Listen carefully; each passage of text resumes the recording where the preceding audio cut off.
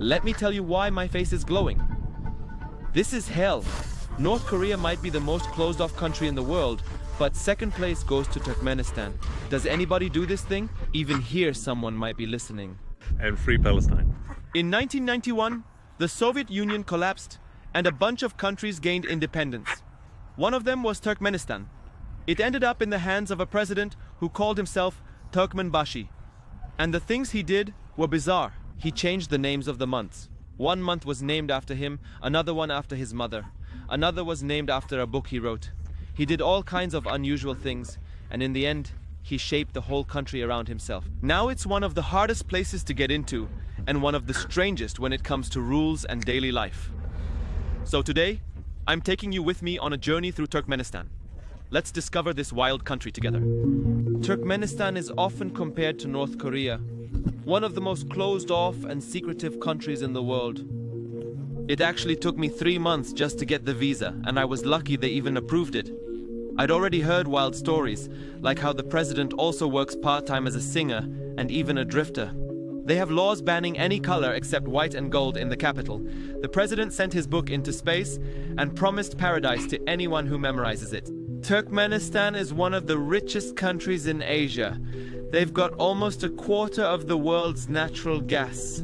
But somehow, the people are still poor. I landed in Turkmenistan around midnight.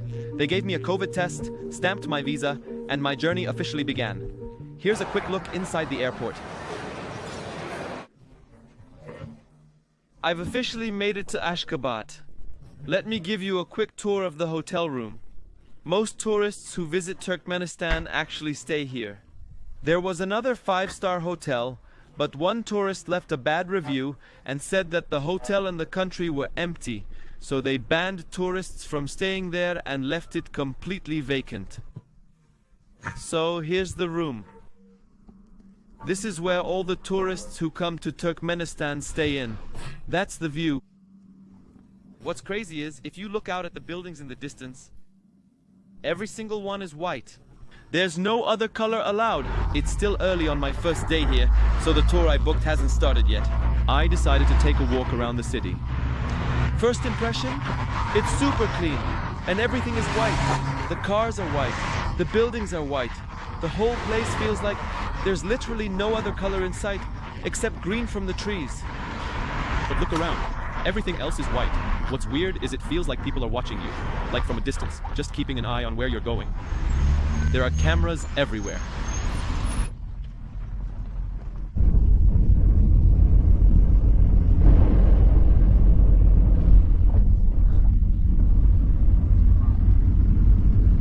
So I got in a cab with a local driver, showed him a picture of that carousel, the spinning ride. That's where I want to go. They call it Disneyland. I figure I might get a view of the city from up there. Weirdly enough, around Disneyland, there are some buildings with red tiles on top. Bir biljete, dva. I bought 5 tickets. Each one cost 2 manat. That's less than 10 cents.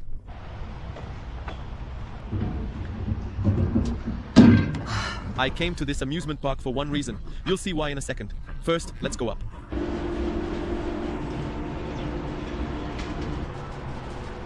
Now that we're at the top, I can finally tell you, see those mountains way out there? What do you think is on the other side of them? Back in Jordan, when someone asks what's behind the mountains, the answer is always Palestine. But not this time. Behind those mountains is Iran. That's because Ashgabat is right on the border with Iran. And Turkmenistan itself borders 4 countries: Afghanistan, Iran, Kazakhstan, and Uzbekistan. Those are the 4. To the west, it also borders the Caspian Sea. Back in the day, Ashgabat was a key stop along the Silk Road. But nowadays, no one really passes through anymore, cause getting a visa is way too hard. So, my whole trip to the amusement park was just to share those little facts with you. If you're enjoying this, hit that like button, everyone. Everyone is gathered here getting ready for the trip. Inshallah, we will make it. Today, our tour officially started. The first place we visited was Independence Square, or the Independence Monument. Right when you walk in, there are guards everywhere. That's the Independence Monument. The idea is, it's built on top of a structure shaped like a yurt. the traditional nomad tent of Central Asia. And there's a monument to Turkmenbashi, the first president of Turkmenistan. He had a huge influence on the country, and we'll talk about that influence later in the video. What's your first impression of Ashgabat? It's very clean. Yeah? I like it. There's a ridiculous amount of real estate that seems to be have built for I don't know why, what reason. It's empty. A lot of white cars as well. A lot of white cars. Yeah.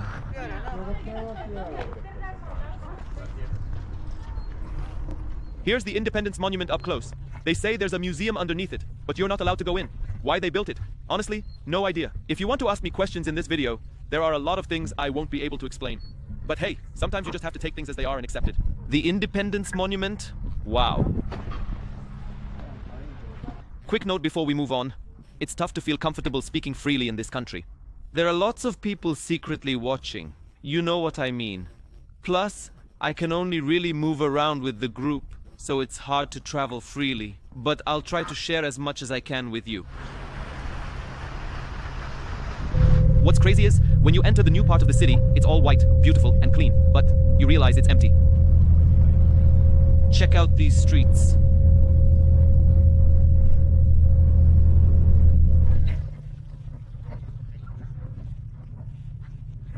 We've reached the next stop on today's tour with the group. This statue here is called the Neutrality Monument, because right now, Turkmenistan is the only country the United Nations officially recognizes as neutral. They decided to be neutral. No problems with any other country, no involvement in any wars, no political stances on conflicts. So they built this monument, the Statue of Neutrality, to show their commitment to staying neutral. The idea was, if we don't interfere with anyone, no one will interfere with us, and that actually worked. The statue was built by Turkmenbashi, the first president. You can see his statue on top of the monument. Here's the wild part. His statue used to rotate following the sun. But after he died, it stopped rotating. There used to be a museum and restaurant on top, but they closed them after he passed away. Now it's empty, and you can't go up there. Since we're talking about Turkmenbashi, the first president right after independence, let me tell you a bit about him. He had some really strange ideas. It's crazy how he turned this country into something so strange. His real name was Sapamurat Niyazov, but he gave himself the title Turkmenbashi, meaning the father and leader of all Turkmen.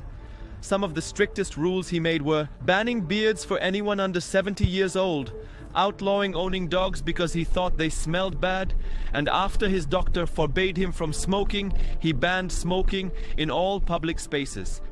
He even renamed the months. January was named after himself, March after his mother, and September after the book he wrote called the Ruhnama. He changed the days of the week too, naming them after his family members. But after he died, the next president reversed those changes. He had this weird obsession with himself he thought was the savior of the people. He was kind of full of himself, so he had put tons of statues of himself around the city, and they're all covered in real gold. And that kind of tells you everything you need to know about the President Turkmenbashi.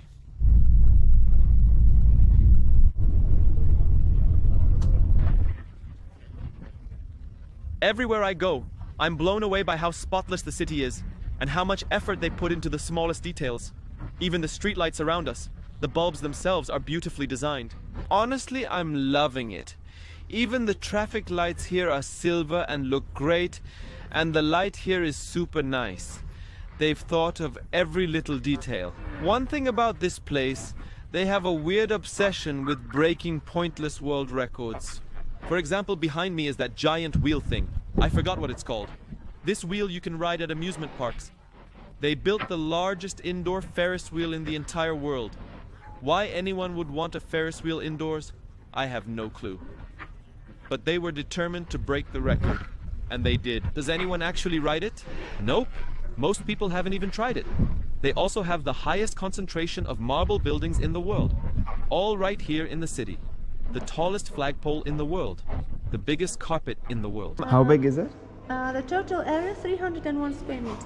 It has Guinness World Record? Yes, of course. On the ground floor we have certificate of the Guinness. Guinness. The country that imported the biggest amount of marble made in Italy They hold a bunch of Guinness World Records for things you wouldn't even imagine. And most of those records, they don't even have any competition. They're basically the only ones competing for them.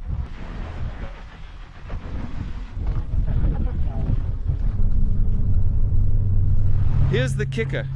Behind me is a statue of the book Ruhnama, written by Turkmenbashi himself. They considered it as important as the Quran. They taught it in schools and mosques. It was even part of the driving test. Some of the questions came straight from the Ruhnama. So that book still has a statue here, and people used to come here every day at 8 p.m. At 8 p.m. every evening, they'd open the book and read a part of it to the audience who showed up. It is the new Korah, Niazov's spiritual guide for the people. But after Turkmenbashi died, they stopped teaching the Ruhnama in schools. It's no longer on the driving test or any work exams.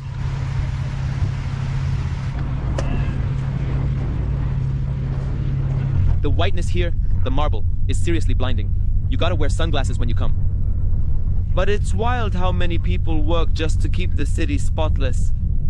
I swear the government must employ like 7 million people just to keep the dust off the marble. Look around. I don't know if you can see from the window, but people are cleaning the median between the lanes, and this kind of thing you'll only see here. The government has so much money, they don't really know what to do with it. So they just build buildings. They don't really serve a purpose except making the city look nice, and they hire people to clean them. If there's still unemployment, they just build more buildings and hire more cleaners. We just passed the spot where they hosted the Asian Indoor and Martial Arts Games in 2017. They say it cost $1 billion, but I've heard it might have been closer to 15 billion. After the games, they tried to create some buzz and excitement in the city. But now it's closed and not in use. Finally, after all that exploring today, we're going to try some local food, Turkmen style. We're heading to a spot that's clearly popular with the locals. Today, we're eating in a yurt. That's the traditional nomad tent in Central Asia. Hello, everyone!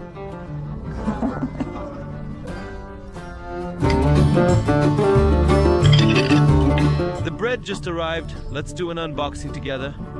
This is Turkmen bread. Wow, wow. How's the food so far? Great. Yeah? Yeah. I have a question. Yeah, I will ask for them. Okay, I will wait for you. Welcome to the other side.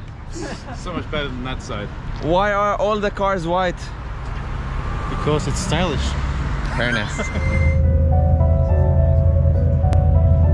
The Turkmenistan flag is the only one in the world with a carpet design on it. That shows how important carpets are to them. So it was only right to make a quick stop at the Carpet Museum. Turkmenistan is a country of handmade carpets, and that's why in 1993 in Ashgabat was held the Museum of Turkmen Carpet. The carpets with red tones around here are really old. But in modern times, they've started making carpets with different colors, which is why you see these colorful patterns in the carpets. This is a yurt. Nowadays, all our apartments covered with the carpets because we, according to Turkmen tradition, we sleep, eat, and then sit on the floor. This pattern we call Gushli Göl, and it translates like lake, with footprints of the birds. 4 footprints means 4 seasons, 1 year, and each season with 3 months. It's like a calendar. It is a calendar. Snow during the wintertime. Yeah, of course we'll have snow. Yes. It's on the level. Today is a special day in Turkmenistan. It's their national day, their Independence Day. So we started the day visiting an ancient historical site found in Turkmenistan, close to Ashgabat. It's a city called Nissa, which used to be an important stop on the Silk Road. Back then, the royal family lived here in the 3rd century AD. Now only a small part remains because in 1949 an earthquake destroyed much of it. The walls used to be 11 meters high, but sadly only a small part is left. Let's go in. Look at this. It's interesting that from the 3rd century BC until 1948, there were no major earthquakes. Most of the city was built from mud bricks, made of clay and straw, like we've seen in many other places around the world. What surprised me was the style of their windows. They don't have many similar windows here, but this one is designed for protection, so soldiers could throw spears out of it. It's exactly like the windows in castles, like Ajloun Castle, which is in Ajloun, Jordan. Same technique, same style. It gives soldiers a spot to watch the outside area and see if enemies are coming to attack, so like that they can easily throw their spears.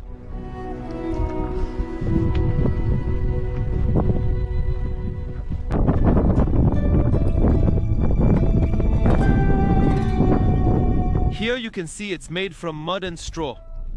The main religion in the region used to be Zoroastrianism, which we also saw in Azerbaijan, and part of their worship involved fire. This was a Zoroastrian temple.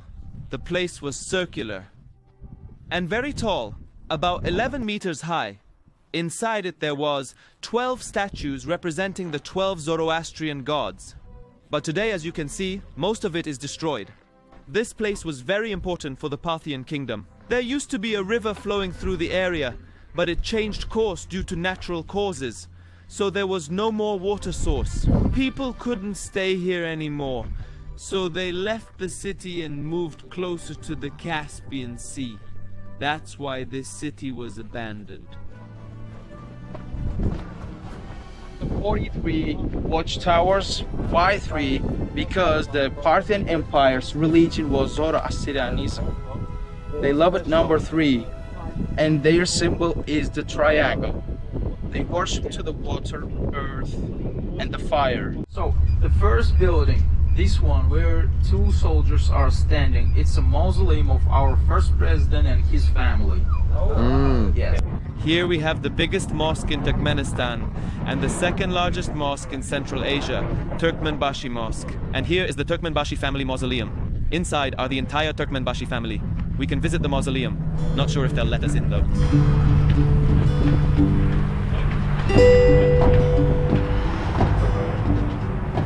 It's not a church. Okay, not a church.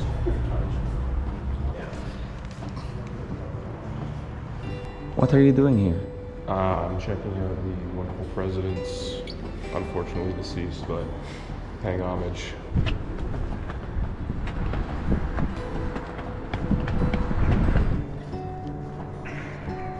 I entered the mosque, and this might be the largest dome I've ever seen in my life. What do you think? I'm very impressed. I've been in a lot of mosques from Jakarta to Casablanca, and this is one of the most impressive ones that I've ever seen. And we continue with the obsession over world records. See this carpet on the floor? It's the largest 8-pointed star carpet in the world. So here we have an 8-pointed star carpet. Let me quickly give you a piece of info. Turkmenistan has 5 regions, or 5 provinces, 5 tribes, and each tribe or province has its own design that appears on the carpets. So since this carpet represents all of Turkmenistan, you'll find the 5 patterns on it that represent the 5 regions. Speaking of world records, let's talk about Turkmenistan's second president, Gurbanguly Berdimuhamedov. This president had a thing for world records and transformed Ashgabat into the White City. This president had a smaller ego than the first one, but he still had some strange quirks. He loved music and he loved cars. So his personal interests kind of overshadowed his role as a president. He felt more like a pop star than someone running the country. He banned any car that wasn't clean or wasn't white or silver from entering the city, and banned the construction of any building that wasn't white. After him, the current president is his son, President Serdar Berdimuhamedov. He won the 2022 election with 72% of the votes. And right now, he's the president. And he's actually the most normal president. There's nothing strange about him. He's just doing the job of a president, nothing weird.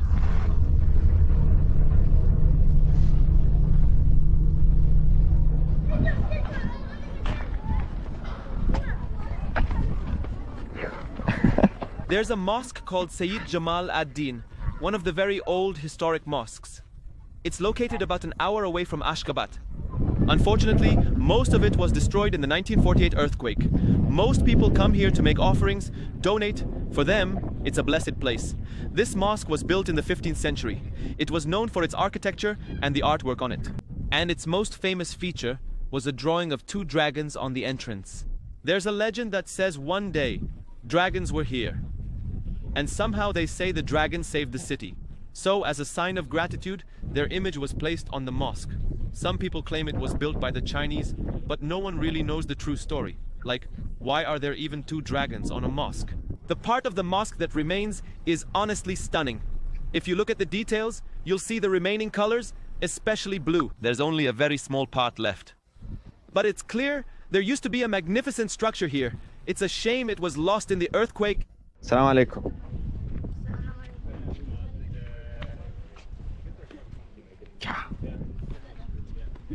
Happy Independence Day. Assalamu alaikum. Salam alaikum. Assalamu alaikum. Assalamu alaikum. Как тебя зовут? Гуанч. Гуанч? Очень приятно.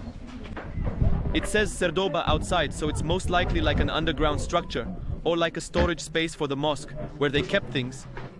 Very nice! This is definitely a storage room, where they kept crops and whatever they needed. The way this underground space was built, honestly, it's my first time seeing anything like it. Salam. Salam. Turkmenistan. Turkmenistan. I've started making friends here. These are my buddies, and some other guys are calling me over. They want to show me something.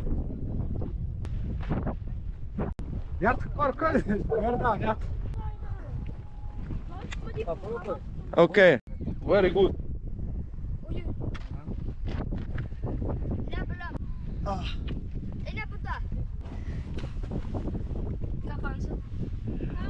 I have no idea what I just did. But at least I made some friends. Okay, I don't want to ride, thank you. Turkmenistan takes huge pride in its horses. The breed is called the Akal Teke. It's said to be the same horse Alexander the Great once rode, and one of the biggest tourist attractions in the country is coming here and seeing these horses in person. The horse standing right next to me is from the same breed that Alexander the Great used to ride.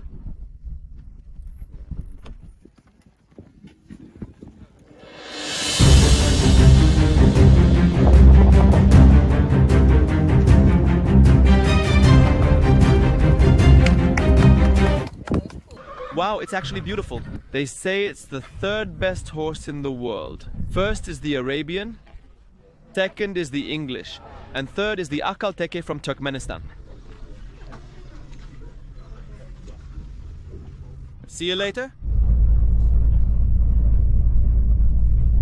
The streets, the buildings, how clean everything is, and all that white color, you feel like you're in a dream.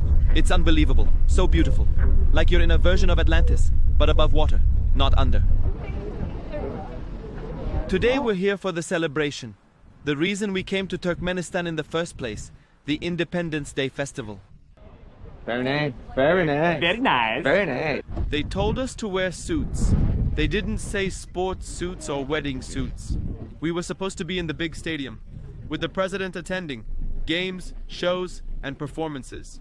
But they did something small just for the tourists. And the big stadium ended up being only for the locals and the president. And they told us their national dress is this tracksuit, but we found out we were the only ones who showed up in tracksuits. We realized this place wasn't meant for tourists. It was actually a live TV broadcast for Turkmenistan's Independence Day. We still don't know why they invited us, and it was pretty clear we weren't really welcome. But then one of the ministers watching the TV spotted us, and honestly what happened was expected. Everything about the Independence Day celebration was meticulously planned. The lights, the people, the coordinated outfits, the marching in sync, everything was planned so perfectly. Except for us. We were the mistake. It feels like they invited us by accident, and regretted it deeply. What is it? The boss is coming for us. No, why? We got kicked out of the celebration. Crazy. It felt like our presence was a complete error. Good performance. Good job, Ryan. Good job. Good job. Good job. We weren't going to go back or something, just make sure we're completely away. We're headed to Door to Hell. But first we came to a supermarket in Ashgabat this morning to grab some snacks for the road and for the night we'll be spending there. First thing I picked up was a watermelon. But what's wild is this supermarket has an insanely diverse selection. I'm genuinely amazed. They've got Japanese chips, stuff from Turkey, Arab products, American things. Everything is here in a way I really didn't expect. Assalamu alaikum, habibi. Wa alaikum assalam. You want the watermelon? Yeah. Can you? Please put it in. Yeah. Good job. Is it good? It's resonating with me. It's vibrating at the right frequency. Nice. I taught them how to tap on a watermelon. I acted like I knew what I was doing, like I picked a good one. But I was just tapping randomly. I have no idea how to choose one. What is this? Bone marrow. It's a foot. Is it haram? No. The supermarket in Turkmenistan is, honestly, better than I expected. The building behind me is the biggest mall in Turkmenistan, and the whole city's style, as you can see, is white and gold. And from the inside, it's the same, white and gold. And the cars in the parking lot are all white, gold, or silver. Are you ready to go to hell? Let's go to hell. See you in hell. I'll see you in hell. See you in hell. How many countries have you been? UN countries or any kind of countries? UN. 218 non-UN countries that are mixed. Okay. UN? Less than, I got 21 left. Okay. And you? I have Nick? 9 left. 9 left. 9 left. So 180? 184. That's Turkmenistan is my 184th. Wow. Yeah, and next week will be Syria for 185. Cool. I'm like 100 short from you. Well, you'll get there. You'll get there. It's a little harder. A lot of it depends on what kind of passport you've got. We had to leave the city of Ashgabat to continue on to the Door to Hell. This sign is for another city. I don't really know where exactly. So they had to wait for us outside the city. Can you say, I want to drink some water? I want to drink some water. I want to drink some water. So nice. Oh, thank you. Yes. The accent is nice. It is beautiful. It's really nice. We were driving, and out of thin air something appeared. A lake. I don't really know what this place is, but there's like 2 lakes, and in the middle, a road runs through it. We're going to drive on it now. It looks nice, so we stop to take a couple of pictures and then continue. So apparently, the road to hell passes by this lake. Quick, get back. Hey baby, how you doing? You good? Good. Where are we going then? Where? To hell. One way ticket to hell and back. Assalamu alaikum. Nasıl sinabi? Assalamu alaikum habibi.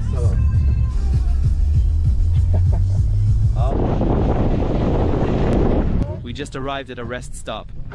Let's take a look at the local lifestyle for those traveling from city to city. What the rest stops look like. We have an American cowboy here. Their seating is on the ground. They don't have chairs and tables. Yalla habibi.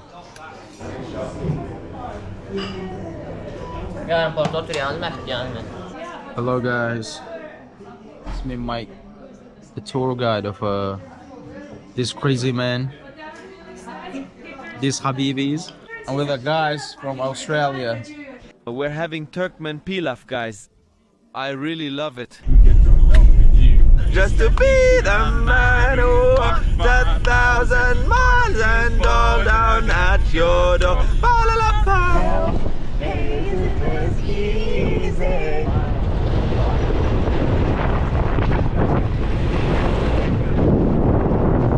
We arrived at hell.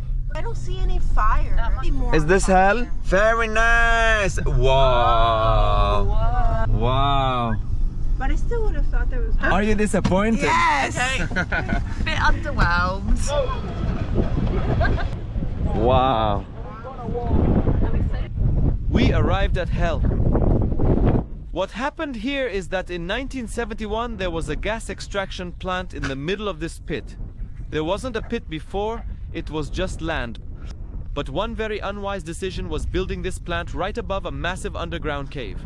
In 1971, the ground gave way and collapsed, creating a huge pit. Gas started leaking out, And the real disaster was that a nearby village began getting poisoned by it, so the solution they came up with was, let's burn it. They thought if they set the gas on fire, it would burn for a week or two, clear the area, and solve the problem once and for all. 52 years later, and the place is still burning. It has become the most important tourist spot in Turkmenistan. Many people come from all over the world just to see this place. Gate of hell. Does anyone know how long it will stay active? Actually, you know, it's burning lower even if we'll compare from 10 to 20 years ago. So it's fire getting lower every year. So because of that, come to Turkmenistan while you have a time. For the first time in human history, it's happening. A tornado is forming behind the door to hell. Not sure if we're at the end of the world? Probably not. And honestly, it's probably not the first time, but I was really excited. Such an amazing scene. I'm just wondering, who's the guy who lit it? Imagine 70 years ago. Some guy brought a match. Well, probably not a match, more likely a lighter. He brought it and lit everything up and ran away. And today, he's still alive, knowing that this is the place he lit.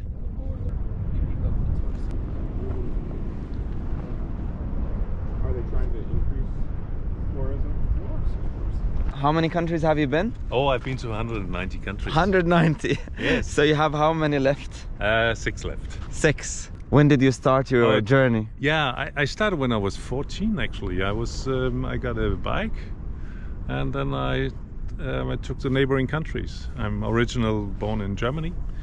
I got a letter from my parents saying, oh, he's allowed to leaving. Yeah. And yeah, that's how it started. And then I just go on. And it was cycling, it was sailing across the Atlantic. And now how old are you? I'm 58. 58? 58, yes. Good luck getting the Thank you. 6. And free Palestine. Thank you. Thank you. Okay, hi. Nice. And what do you think of Turkmenistan so far? Is it similar to North Korea, as some people say?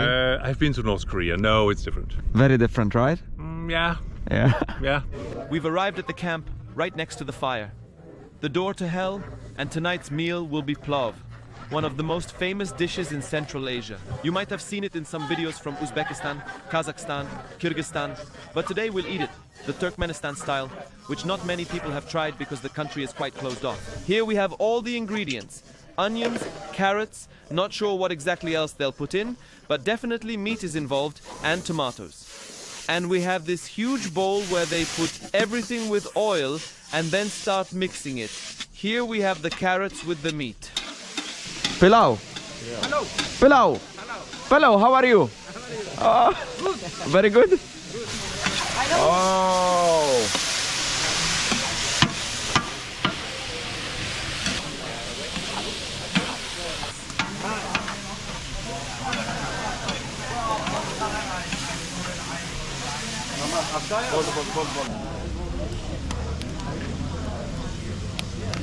The guys clearly needed my help, so I came to help them.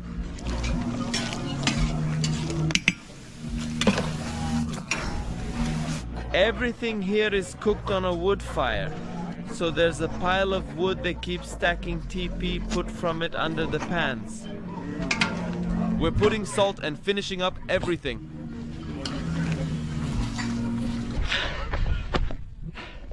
We wanted to catch the sunset view. Everyone was heading to hell.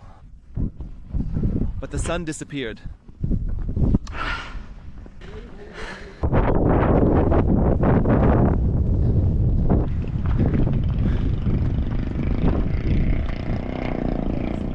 Wow.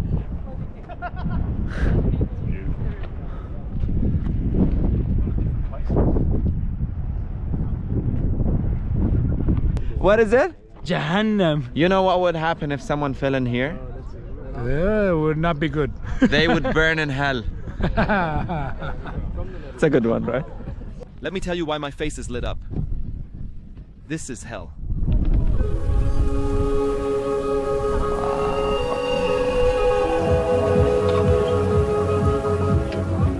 After we had dinner with the group, we went back to the fire and spent the whole night around it.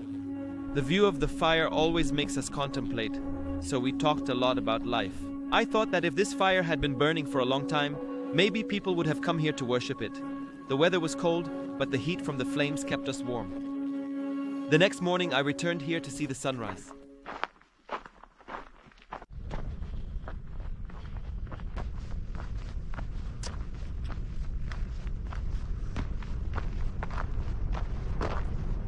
I woke up at sunrise to see the sunrise view. It's beautiful how with each different light, the color of the pit and the fire changes. It's so beautiful. Today, this place is used as part of the route for the rally that takes place in Turkmenistan. I think it's the Asian rally. And the president himself used to come here and drive his car around this place and speed.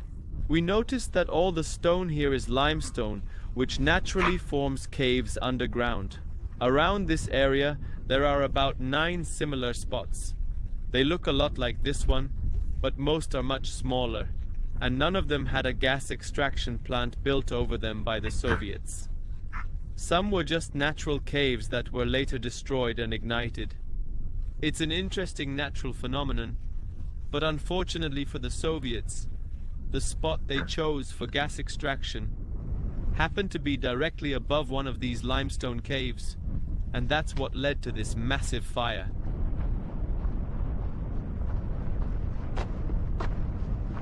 As we know, the Soviet Union was competing for resources, so they weren't very concerned with details, only making sure that the place where they were drilling, or constructing, or whatever, was in fact the right place.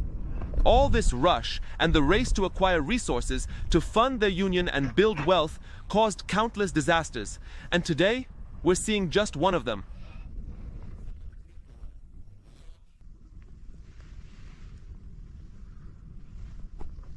While I was walking around, I found camels here, but I think camels got used to the people in the area, because this is the first time I've seen a camel sitting alone like this. Calm, not aggressive, not upset. Sometimes you feel camels hold grudges against us. We're saying goodbye to the fire. Honestly, last night we spent the whole night around this fire, talking, people enjoying themselves, some reflecting on life. I made sure it's still burning, but who knows? Next time we come back, it might have gone out. Only God knows. At least we got to witness this strange phenomenon while it's still alive. Let's head to Ashgabat. How was the fire? It was hot, baby. You're right. That was and you, in your sleep, would take your hand and rub your cheek. You were like, what is happening? So we decided to take him home. So how did this group congregate, is what I'm curious. On our way, we stopped at this pit that have water in it, not fire. So strange. So now we've seen 2 pits, one with fire and one with water. Is there a third? What's the story of this place? Really look like Arabian sun, you know? Yes. Sun of Arabia. When it's empty spaces underground, it starts filling with the water. Because of that, ground falling. It's called cenote. Ah, cenote like Mexico. Yeah. And because of the here in this area lots of gas resources, it's mixed with the water, and that's why it's bubbling and look like a big dazzling water, but we can't drink it. Can we jump? No.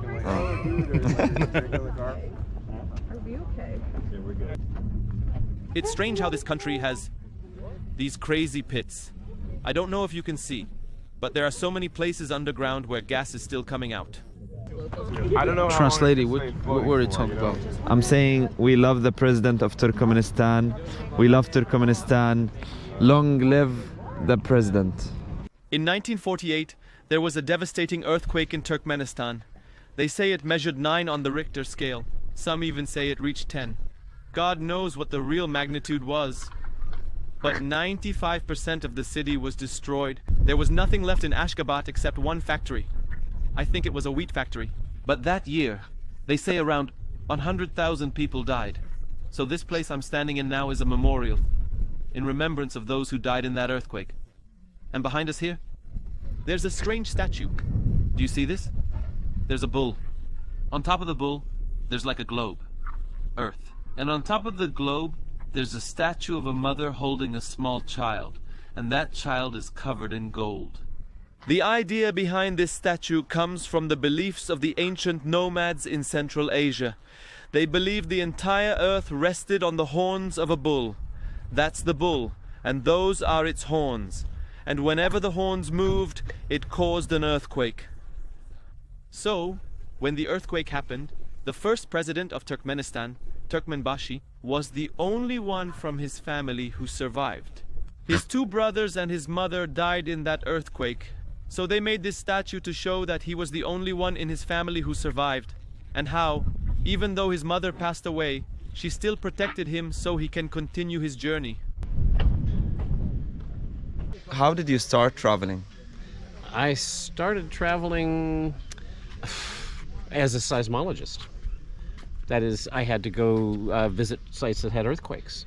How did you decide you want to go to every country? After I'd been to about 120 countries, I figured, well, I've done 2/3 of them. Let's do the rest. Okay. And how do you like Turkmenistan so far? Well, Turkmenistan is fascinating. And, of course, this is a place where they have earthquakes. Yeah. We arrived at the train station, but unfortunately, we won't be trying the train here. Clearly, the trains are exactly like the ones that used to be in Russia. They're Soviet trains. I said goodbye to the group I was traveling with. They're continuing on, but honestly, I decided not to keep going with them because I don't really like traveling in groups. You're kind of restricted. Where to go, what to do, who to talk to. My American friend Alex stayed with me. Hi, Alex! Hi! A lot of people compare this country to North Korea. And honestly, there are a lot of reasons that kind of make that comparison valid. But after coming here, and after hearing a lot about North Korea from my friends, many of whom were actually with me on this trip, I found that honestly, that comparison isn't accurate. And the main reason is that this country is a little, or actually a lot, more open than North Korea. For example, there's freedom of movement, freedom of education. People in general have a lot more freedom than what we hear about North Korea. For example, right now I can go down into the city of Ashgabat and walk around by myself. Sure, I can't really do that outside the city of Ashgabat, and most likely, when I'm walking in the streets, I'm being watched. And maybe even in this room I'm speaking in, someone's listening. There's probably a microphone somewhere picking up what I'm saying. Oh my God. But still, this country is more open. People who have enough money can buy a ticket and go abroad to study outside Turkmenistan.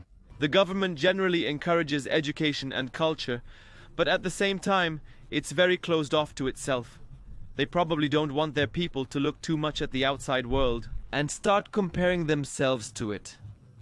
I think that's the main reason for the level of isolation here.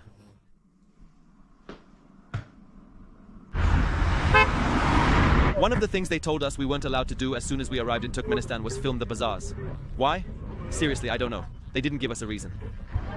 So let me show you the bazaar in Turkmenistan. They say, Hoş geldiniz. Clearly their language is very similar to Turkish.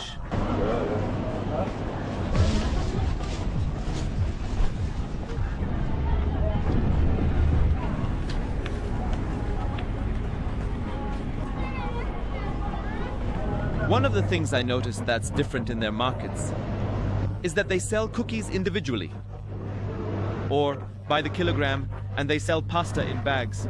Very nice. Most of the stuff in the market is pretty standard, but what's cool is how people dress. Someone stopped me in the bazaar and told me it's forbidden to film. Unfortunately, I couldn't keep filming. Let's go to another bazaar. I've arrived at another bazaar. I'm now at what they call the Russian bazaar. This bazaar is state-owned. And you can come visit. It's one of the most famous bazaars in Ashgabat, the capital of Turkmenistan. The strangest thing I found here is that they still have stores selling DVDs in large quantities.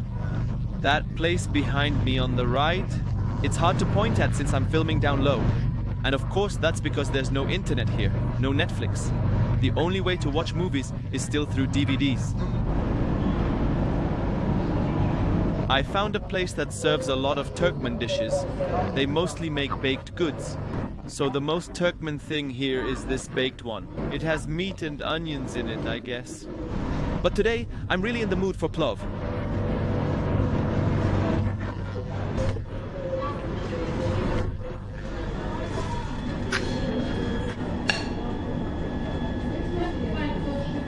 This whole tray cost me 30 manats. That's exactly $2. I got ayran and a plate of plov with chicken. Let's check out the rice.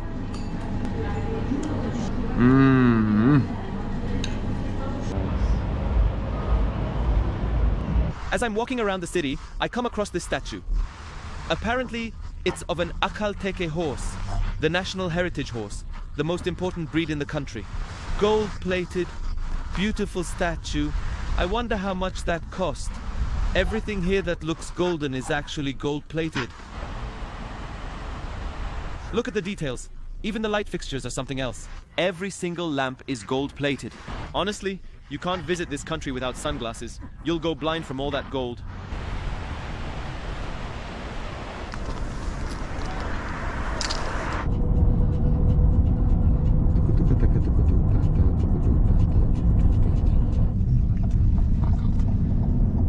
One thing you'll notice here is that no one has a beard. That's because of a law made by the former president. Anyone under 70 is not allowed to grow a beard. You'll only see long beards on elderly men, the really old ones. When I asked our tour guide, he told me, that's just a rumor. But when I asked random people on the street, they said, yeah, there is a problem. Of course, I couldn't put that in the video. It could get them into trouble. But it's clear that the people accompanying us have certain things they're allowed to talk about, but there's a lot they're clearly not being honest about. Very nice. Wow. And we're wrapping up our journey from the Turkmenbashi airport, which was designed to look like an eagle. It's unbelievable. It's all white and made of marble. This was Ibn Hattuta. May your journeys be many. From Ashgabat, Turkmenistan. Goodbye, guys.